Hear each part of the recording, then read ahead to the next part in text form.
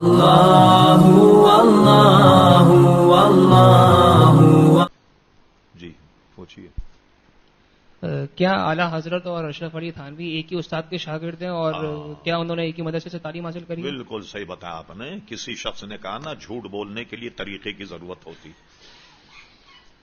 تو جو لوگ اعلیٰ حضرت فاضل بریلوی اور اشرف علی تھانوی کو ایک مدرسے میں پڑھاتے ہیں اور کہتے ہیں کہ یہ دونوں دیوبند میں پڑھتے رہے، اور دیوبند مدرسے میں پڑھنے کے بعد جو حلوے اور پراٹھے پہ ان کا کوئی اختلاف ہو گیا تو انہوں نے اپنا مدرسہ دیوبند بنا لیا اور اعلیٰ حضرت بریلی آ گئے، اور یہاں آنے کے بعد انہوں نے اپنا مدرسہ جو ہے وہ الگ بنا لیا۔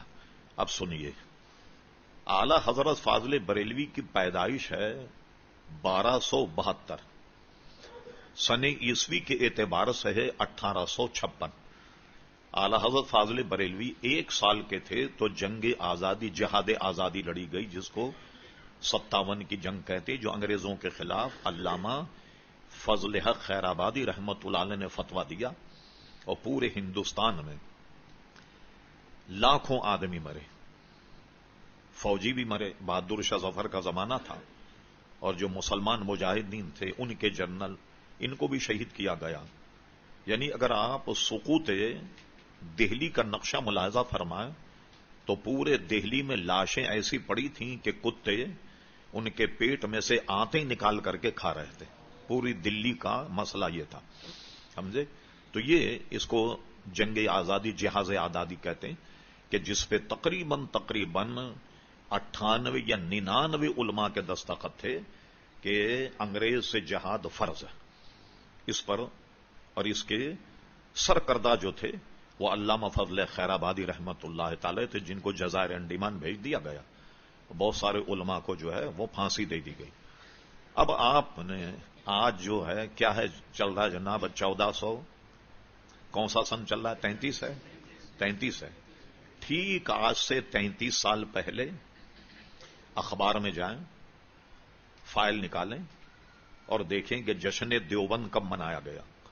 تو آج سے 33 سال پہلے جشن 100 سالہ دیوبند منایا گیا، یعنی اب دیوبند کو بنے ہوئے 100 سال ہو گئے۔ تو کیا مطلب ہوا؟ دیوبند کا سنگ بنیاد رکھا گیا 1300 ہجری میں، 1300 سال 1300 ہجری میں رکھا گیا، ٹھیک؟ جب یہ مان لیا آپ نے، اور یہ خود ریکارڈ میں ہے کہ سنگ بنیاد دیوبند کا 1300 ہجری میں رکھا گیا، اور اسی لیے 1400 ہجری کو اس کا 100 سالہ جشن منایا گیا، جس سے منائے ہوئے بھی آپ 33 سال ہو گئے۔ اور یہ بھی بہرحال بڑا عجیب و غریب مسئلہ ہے کہ سارے دنیا بھر کے مولوی جمع ہوئے، اور یہ اللہ کی طرف سے عذاب تھا۔ خود علماء دیوبند نے اس ایک دینی تقریب کی، جو اس کو وہ کہیں، اس 100 سالہ جشن کی صدارت اندرا گاندھی نے کی تھی۔ اس کے فوٹو بھی ہمارے پاس موجود ہیں، کوئی انکار نہیں کر سکتا۔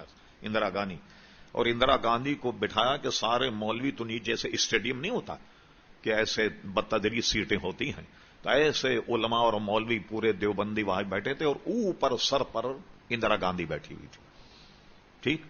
اب پتا چلا کہ 1300 میں دیوبند کا سگ بنیاد رکھا۔ اب سنیے، اعلی حضرت فاضل بریلی 1272 کو پیدا ہوئے، اور 14 سال میں ابھی 2 مہینے کم تھے تو سب سے پہلا فتویٰ لکھا حرمت رضا۔ 1272 میں آپ 14 سال اور ملا لیں تو کیا ہو گیا؟ 1386، 1286، ٹھیک ہے؟ 1286 کے بعد فاضل بریلوی میدان میں آئے، فتویٰ نویسی شروع کی، اور فتویٰ لکھتے ہوئے 14 برس ہو گئے اعلیٰ حضرت فاضل بریلوی، تب تو جا کر مدرسے کا سنگ بنیاد رکھا گیا۔ اب لوگ جو ہیں وہ گویا 14 سال یہ ہو گئے، اور 14 سال وہ 28، اب 28 سال یا 26 سال پہلے اعلی حضرت کو دیوبند میں داخل بھی کر دیا، فارغ التحصیل بھی کر دیا، اور حلوہ پراٹھے پہ جھگڑا بھی ہو گیا، اور اعلی حضرت نے آن کر بریلی میں اپنا مدرسہ الگ بھی بنا لیا۔ یہ ہے وہ مارے گھٹنا پھوٹے آنکھ، سمجھے آپ؟ بھائی جھوٹ بولنے کے لیے بھی طریقے کی ضرورت ہوئی، اتنا جھوٹ بول رہے۔ اور میں بتاؤں، میں نے بہرحال اپنے حیثیت کے مطابق، جو کہتے ہیں نا دیوبند میں پڑھا اعلیٰ، اعلی حضرت کتابوں کا مطالعہ کیا، اعلی حضرت نے کئی خواب بھی دیکھے، بے شمار خواب جس کا ذکر وہ اپنے فتاوے میں کہیں نہ کہیں کرتے ہیں۔ میری نظر سے کہیں نہیں گزرا کہ اعلی حضرت نے دیوبند کبھی خواب میں بھی دیکھا، اور لوگوں نے وہاں پڑھوا دی اعلی حضرت کو لے جا کر کے کہ وہ تو وہاں کے فارغ التحصیل ہیں وغیرہ وغیرہ۔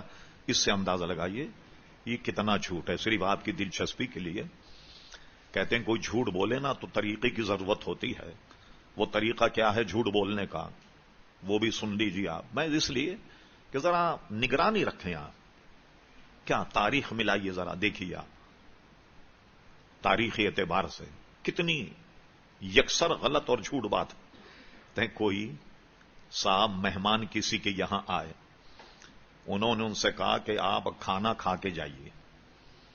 انہوں نے گھر میں آن کر کے پوچھا، چھوٹا سا مکان تھا، اپنی بیوی سے آج کیا پکے گا مہمان آئے؟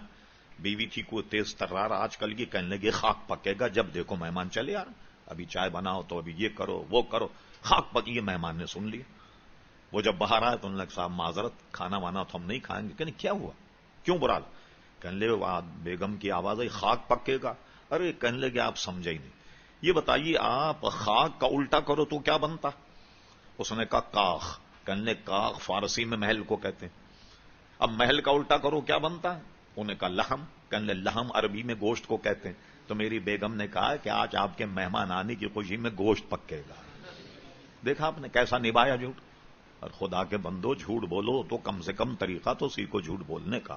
کہاں اعلی حضرت کو فتویٰ لکھتے ہوئے 14 سال گزر گئے، اور اس کے بعد تو دیوبند کا سنگ بنیاد رکھا گیا، اور آپ نے اعلی حضرت کو دیوبند میں داخل بھی کر دیا، اشرف علی تھانوی سے جھگڑا بھی کر دیا، اور اعلی حضرت کو بریلی بھیج دیا۔ اعلی فاضل بریلوی اپنی 4-5 پشتوں سے بریلی شریف میں رہتے تھے، یہ افغانستان کے رہنے والے تھے، افغانستان سے ہجرت کر کے لاہور آئے۔